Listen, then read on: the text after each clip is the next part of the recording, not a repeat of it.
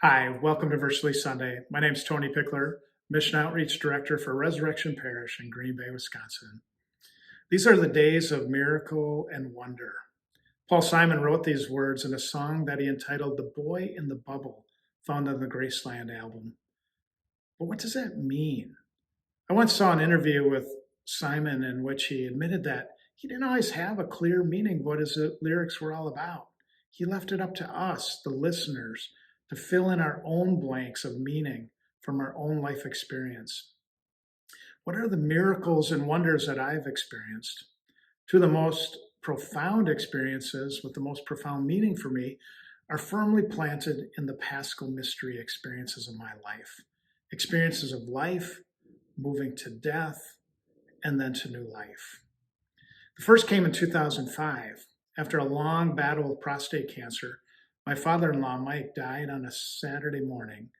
My wife, Janine, had spent the better part of the week up in Duluth with him, watching him die. I had the home front to take care of, including a 15-year-old son and a 10-year-old daughter. And that morning, our son, Andy, had to referee a hockey game over at the Cornerstone Community Center. Megan went to a friend's house. And then I received the call. Janine broke the news that Mike, a man that was closer to me in some ways than my own dad, had died. Now I had to break it to the kids. I drove out to the ice center and waited in the parking lot, waiting for Andy to finish up with the game. I cried, I contemplated many memories, and I prayed. I mostly prayed for the guidance and strength to have the right words to share this news with these kids who deeply love this man. And then I looked up, and in the sky, a clear blue sky with seemingly not a cloud in it, there were two distinct wisps of clouds that formed. One was a vertical line of clouds, the other was a horizontal line, forming a clear cross in the sky.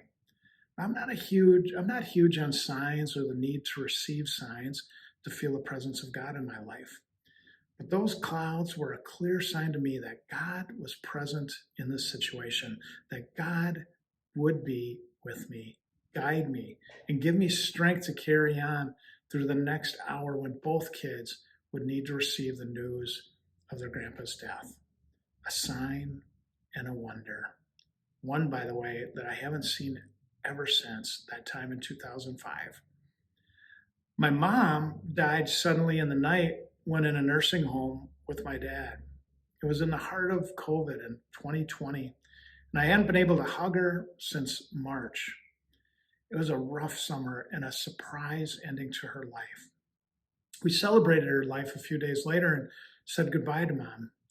I had no doubt that she was experiencing her time in heavenly bliss with God, as she was such a kind and loving person.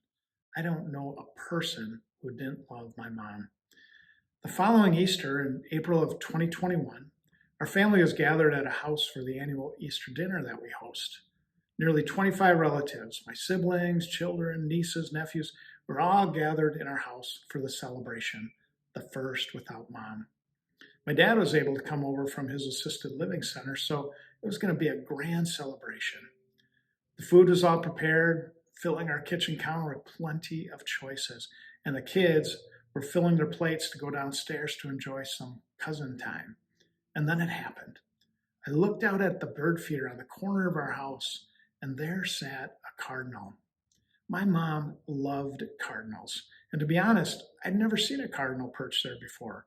But there it was, looking in on the family, the love being experienced and the laughter being shared. How could I miss it?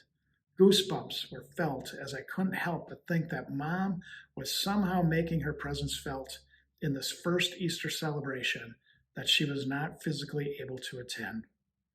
Which brings us to this day and the gospel readings for Easter. Mary Magdalene, a woman whose life had been touched by Jesus, unbelievably so, was the first to go to the tomb and discover that Jesus was not there.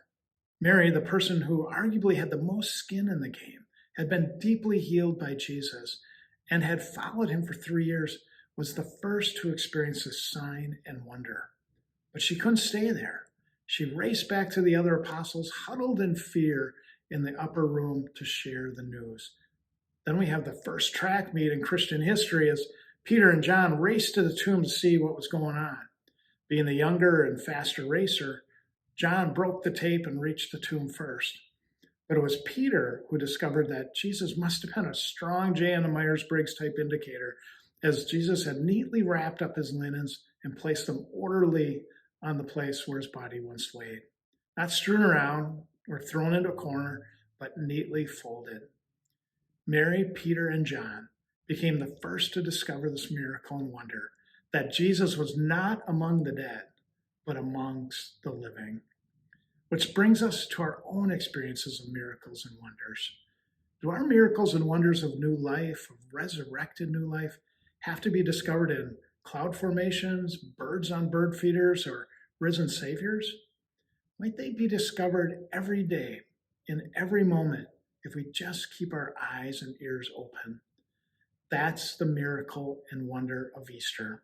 We live, we die, and we live again. Christ told us it would happen. He showed us it could happen.